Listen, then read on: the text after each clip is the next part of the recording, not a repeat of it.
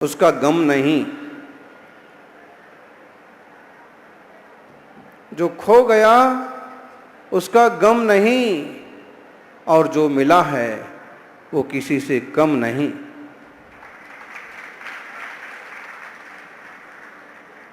आप क्या समझते हैं? क्या आपको बहुत कम मिला है? लेकिन जितना आपको मिला है उतना कितनों को मिला है? बहुत लोगों को ये गिला है कि उन्हें बहुत कम मिला है, लेकिन जरा विचार करके विचारो कि जितना आपको मिला है उतना कितनों को मिला है। छोटों को देख करके जियो, बड़ों को देख करके बढ़ो, लेकिन ईर्ष्या द्वेष कभी मत करो। सौभाग्यशालियों, तीर्थंकर ऋषभदेव के चरित्र का पंच कल्याणक महोत्सव का पवित्र प्रसंग है, और उनके 10 भाव तक आपको यहां देखने को मिलेंगे। कितने भाव देखने को मिलेंगे? कहा महाबल की पर्याय। जब इंसान की इच्छाएं अधूरी रह जाती हैं तो कहीं ना कहीं जाके वो पूरी होती हैं। राजा महाबल जो एक बहुत बड़े सम्राट हैं, जिनके 4 मंत्री हैं, जो एक से बढ़ के एक ज्ञानी हैं, ज्ञानी हो और सम्यक दृष्टि हो ये जरूरी नहीं है, लेकिन एक मंत्री,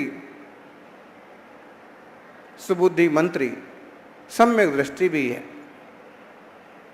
महाबल के साथ हुआ यह है कि पिछले भाव में जब वह राजकुमार की पर्याय में थे, बड़े होने के बावजूद समझदारी कम होने से, शक्ति कम होने से राज उनके छोटे भाई को दे दिया गया। छोटे भाई को राजा बना दिया। परंपरा तो ये होती है कि बड़े को बनाया जाए, वहाँ की परंपरा भी ये थी, लेकिन बड़े सक्षम नहीं थे तो छोटे को बना दिया। छोटे को बना दिया तो बड़ा दुख हुआ कि मैं से कैसा बेवकूफ़ हूँ, मैं कैसा निर्बुद्धि हूँ। छोटा भाई राजा बना, वो अपनी जगह ठीक है, लेकिन मैं कितना कमतर हूँ। कम मत लिखिए। उस पर्याय में उन्होंने अपने आप को कम समझा, जबकि राजा के बेटे हैं। बड़े होने के बाद बड़प्पन नहीं मिल पाया तो बड़े दुखी हो गए। समाज में भी ऐसे लोग होते हैं कि बात बात में अगर उन्हें मान सम्मान न मिल पाए तो बड़ी समस्या खड़ा हो जाती। छोटी पार्टी मोटी पार्टी बनने में देर नहीं लगती है। तालियां, वो पार्टियां तो यही हैं। क्या होता है भाई, छोटी पार्टी मोटी पार्टी, दशा वीसा, सुंदर सा जिन धर्म मिला है आनंद से पालन करो और जीवन को सोना बना लो। काय क्लेश करके क्या मिलेगा? हुआ क्या, एक बार मन बहुत बेचैन था और जंगल की तरफ निकल गए और देखा कि मुनि विराजे हैं। घर में पिता के मुख से मुनियों की चर्चा सुनी थी। ख्याल में आया कि दिगंबर तपस्वी हैं। फिर ये भी ख्याल में आया कि इस तरह की तपस्या करने से जीव भव से पार हो जाता है। फिर ये भी विचार आया कि घर में तो अपनी कोई कीमत है नहीं, छोटे भाई तो राज कर रहे हैं और अपनी जो है दशा सो अपन जानते हैं। सब सुख सुविधा हो लेकिन मान सम्मान ना हो तो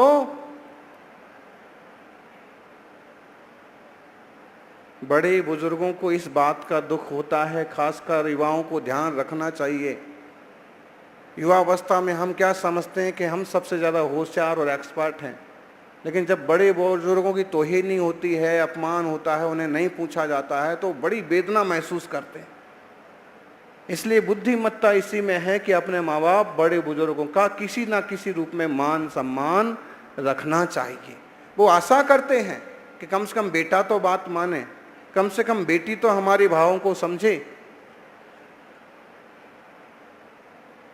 उसने विचार किया कि अपन मुनिराज के चरणों में बैठते हैं, अपनी व्यथा उनसे कहते हैं। मुनिराज को उसने अपनी व्यथा बताई। मुनिराज ने उसे उपदेश दिया, भाई संसार में जीव ने कितने बार अपमान नहीं भोगे, कितने बार सम्मान नहीं मिले, विचार करना। 84 लाख योनियां हैं, 4 गतियां हैं। मनुष्य के चोले में इसी जीवन में जब इतनी उठापटक हुई, इसी जीवन में इतने अपमान हुए, यहाँ आप दुकान जमा रहे थे, वहाँ दादा भैया आया, लात मार करके सामान बिखेर दिया। यहाँ आप अपना सामान बेच रहे थे, वहाँ एक पुलिस वाला आया, रुपए वसूलने लगा, जितना कमाया नहीं उससे ज़्यादा छुड़ा के ले गया। इधर आप परिवार की संभाल कर रहे थे, वहाँ छोरा छोरी ने कुछ ऊंचा नीचा कर दिया। जीवन में इतने उतार चढ़ाव और अपमान और मान आते हैं कि गिनती करने बैठो तो ये वैराग्य हो जाए, वैराग्य हो जावे। लेकिन हम लोग इतने ढीठ हैं। ढीठ समझ में आया? महाराज हमको ढीठ बोल रहे, बोले आपको क्या ढीठ कहेंगे? यानी संसार में मोह में भूला हुआ हर जीव एक तरह से ढीठ है। इतनी मार पड़ी, इतना अपमान होता है, फिर भी राजकुमार ने सब बात कही तो मुनिराज ने यही समझाया कि भाई संसार में ऐसा ही होता है, ज़्यादा विकल्प मत करो, संसार के जंजाल को छोड़ो। उसे भी बात समझ में आई। या ऐसा बीतरागता का जीवन, ना यहाँ कोई बड़ा है, ना कोई छोटा है, ना किसी का अपमान हो रहा है, ना किसी का कोई सम्मान हो रहा है, सब अपने अपने ध्यान में मगन बैठे हैं। छोटे मुनि बड़े मुनि राजों के चरणों में बैठ के ज्ञान प्राप्त कर रहे हैं और बाकी सब ध्यान में लीन हैं। ये बढ़िया जीवन है, मुझे ऐसा जीवन जीना चाहिए। और उन्होंने कहा कि भगवान दीक्षा दो। उन्होंने कहा गुरु के पास, आचार्य श्री के पास जाओ। आचार्य महाराज के चरणों में जाकर के उन्होंने ऐसे आधे अधूरे वैराग्य के साथ दीक्षा ले ली। सम्य दर्शन तो हुआ नहीं, लेकिन ध्यान रखो चेतन, बिना सम्य दर्शन के भी जीव अगर चारित्र के रास्ते बढ़ जाए तो कई बार सम्यक दर्शन के रास्ते भी खुल जाते हैं। वही माहौल मिलना है उसे, तत्व ज्ञान, शास्त्र चर्चा, बार बार चारित्र का मार्ग। तो जो लोग ऐसे कहते हैं कि पहले सम्यक दर्शन बाद में चारित्र, वो उत्सर्ग मार्ग है। लेकिन जो गुरुजन ऐसे कहते कि भाई संयम तो ले लो कुछ भी, फिर तत्व निर्णय करते रहो, वो भी सही बात है। देखो, संयम ले लिया, तपस्या करने लगे, लेकिन मन में कई बार आ जाता था कि छोटे भाई को राज दे दिया और मेरे को अपमानित होना पड़ा। छोटे भाई से कोई बुराई नहीं है, लेकिन मैं कितना दरिद्री आदमी हूं कि मुझे इतना भी खबर नहीं, मुझे इतना भी राजनीति नहीं आती, मुझे इतना भी चपलता नहीं कि मैं राजा के लायक समझा जाता। पिता ने भी निर्णय कोई गलत नहीं किया, क्योंकि राज्य के लिए जैसा योग्य व्यक्ति चाहिए था वैसा छोटा भाई है। तो ये मन में आ जाता था। काफी साल हो गए तपस्या करते करते, और एक दिन विद्याधर राजा लोग दर्शन को आए। बड़े बड़े राजा दर्शन को आए। मुनि के दर्शन को कौन नहीं आता है? राजा वंदे, प्रजा वंदे, वंदे सेठ साहूकार सभी तो वंदन करते हैं। कोई कम बुद्धि वाला हो, कोई दरिद्री हो जो मुनि को अपमानित करे, उनके दिगंबरत्व को तुच्छ कहे। बाकी जो प्रज्ञावान हैं, कहीं भी हो, किसी भी संप्रदाय का हो, वो वंदन करते हुए ही मिलते हैं। राजा लोग आए। राजाओं की विभूति देख करके उसे फिर बहुत जबरदस्त वेदना हुई। ऐसा मैं भी राजा होता, ऐसे मेरे साथ भी मंत्री चल रहे होते, मैं भी ऐसा रथ से आया होता महाराज के दर्शन करने के लिए। हाय हाय, योग संयोग की बात, तभी उसको आयु बंद हो गया। मुझे भी राज वैभव भोगना है। उन मुनिराज ने एकदम से विचार किया, मैं भी ऐसा राजा बनूंगा। आयु बंद हो गया। परिणाम ये हुआ, अगले भाव में वो राजा महाबल बने। किसकी बात हो रही है? बोलो बोलो माताओं। आज माताओं का दिन है, इसलिए माताएं भी मगन हैं। किसकी बात हो रही? आदिनाथ भगवान के जो भाव मिलते हैं, उस भाव से शुरुआती भाव की बात।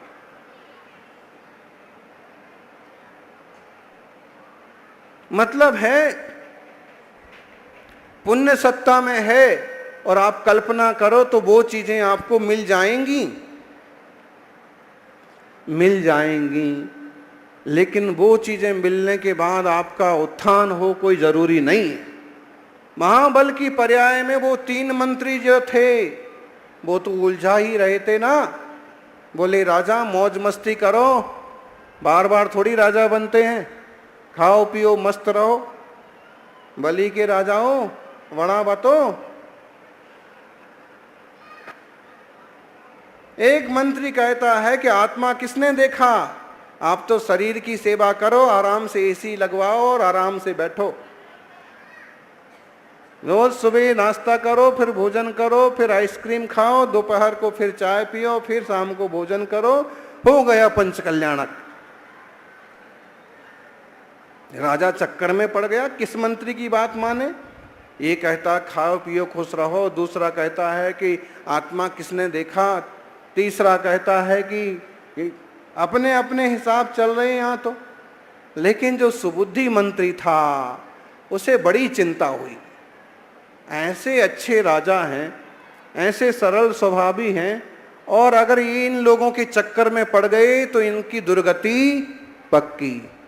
धर्म ध्यान न करेंगे, आत्म स्वरूप का विचार न करेंगे तो राजेश्वरी सो बोलो। राज में मरता है तो कहाँ जाता है? नरक जाता है। और तप त्याग करके मरता है तो कहाँ जाता है? उसको बड़ी चिंता हुई। एक सवेरे सुमेरु पर्वत की वंदना को चले गए, विद्याधर थे। आकाश मार्ग से सुमेरु पर्वत पर भगवान तीर्थंकरों की वंदना की। उसका बस चले तो आकृतिम जिनालयों की वंदना को भी चले जाते हैं। मंत्री वहां गए, बड़ी सुंदर जिन प्रतिमा, विशाल विशाल प्रतिमाओं के दर्शन किए। जब छोटे छोटे जिन बिंबों के दर्शन से आनंद हो जाता है और विशाल जिन प्रतिमा देखने को मिले तो अरे श्रवण बेलगोल तक चले जाते हैं मुनिराज। बड़ी प्रतिमा, सुंदर प्रतिमा। देखा कि वहां मुनिराज ध्यान कर रहे हैं, उनके चरणों में निवेदन किया। मुनिराज ने आंख खोल करके आशीर्वाद दिया। मंत्री ने कहा भगवान आप चराचर के ज्ञाता हैं, आप ये बताइए कि हमारे राजा की क्या होनहार है। मेरा तो सम्यक दर्शन पक्का है, मैं जीव अजीव आश्रव बंद संबर की श्रद्धा करता हूं, स्वर्ग मोक्ष की श्रद्धा है, पुनर्भाव का मुझे श्रद्धान है। आप मेरे राजा का बताइए। मुनिराज ने कहा कि आपकी गति तो स्वर्ग पक्की है, लेकिन आपके राजा की स्थिति थोड़ी सी विचित्र है। अगर राजा का जीवन संभालना है तो मैं कुछ तरीके बताता हूं। देखो, जाना और राजा को बताना। आज रात राजा ने 2 सपने देखे हैं और तुम जाकर के सपने भी बताना और सपनों का फल भी बताना, तो राजा तुम्हारे ज्ञान के कारण से तुम्हारी बात को स्वीकार कर लेंगे। 2 सपने कौन कौन से देखे? 3 मंत्री कीचड़ में धकेल रहे हैं, एक बचाने की कोशिश कर रहा। दूसरा सपना देखा, सूर्य की ज्योति लुप्त होती जा रही है। उसने आशीर्वाद लिया, गया, राजसभा में राजा पहुंच गए थे, नमस्कार किया और कहा, प्रभु आज अनमने दिख रहे हैं और इस अनमने होने का कारण हम आपके चरणों में निवेदन करना चाहते हैं। आपने 2 सपने देखे हैं। राजा आश्चर्य में पड़ गए, इनको कैसे पता? पहला सपना, 3 लोग आपको कीचड़ में धकेल रहे हैं, एक आपको बचाने की कोशिश कर रहा। इसका मतलब है कि 3 मंत्री दुनियादारी की बातों में उलझा करके आपको नरक में धकेलना चाहते हैं और एक सुबुद्धि मंत्री आपको सम्यक दर्शन के रास्ते लेके बचाना चाहते हैं। दूसरा सपना, सूर्य क्षीण हो रहा है। इसका मतलब है अब आपका आयुष्य केवल 1 महीने का बचा है, उसके बाद आपका जीवन समाप्त। आजा चक्कर में पड़ गए। कैसे मालूम पड़ा? उन्होंने सारी कहानी बताई। सुमेरु पर्वत पर अवधि ज्ञानी मुनिराज ने मुझे सब कुछ बता दिया। यहां से जीवन बदलना चालू होता है। ज्ञानी ऐसे ही कोई गर्भ में नहीं आ जाता है। तीर्थंकर भी पिछले भव के पुरुषार्थ से कभी गर्भ कल्याणक होता है। माताओं, गर्भ में भी संस्कार दिए जाते हैं। आप कैसे संस्कार देते हैं गर्भ में? मातृशक्ति, पेट में आए हुए गोले को संस्कारित करो। नमोकार से, बक्तामर से अभिषेक देख करके, मुनिराज के चरणों में बैठ करके, जिनवाणी की 4 बातें सुन करके, और हर रोज बेटा तू भी एक होनहार भगवान है, अच्छा श्रावक बनना, अच्छा साधु बनना, अच्छा धर्म ध्यान करके जीवन के पार जाना। गर्भ में ही संस्कार देना चालू करिए। अच्छे अच्छे सपने देखो, अच्छे अच्छे विचार करो, उनका अच्छा फल होगा, सबको अच्छा फल प्राप्त हो, यही मंगल भावना। जय बोलिए।